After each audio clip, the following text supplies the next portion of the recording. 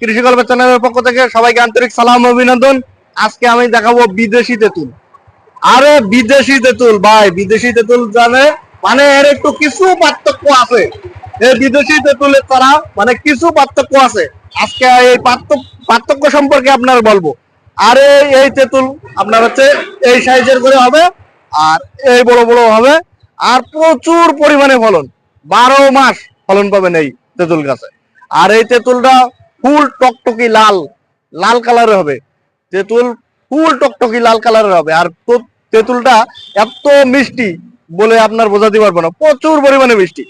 তাই এই বিদেশি তেঁতুল চারা যদি সংগ্রহ করতে চান তাহলে আমাদের স্ক্রিনে দেওয়া নম্বরে যোগাযোগ করবেন। আমরা 64 জেলায় কুরিয়ার করে থাকি। আর আপনারা এক পিস নিলেও দেওয়া যাবে, কোনো সমস্যা নেই। আর আমাদের যদি নার্সারিতে এসেও চারা নিতে চান তাহলে নিতে পারবেন। ধন্যবাদ, ভালো থাকুন, কৃষি গল্পের চ্যানেলের সাথে থাকুন, আর কৃষি গল্পের চ্যানেল সাবস্ক্রাইব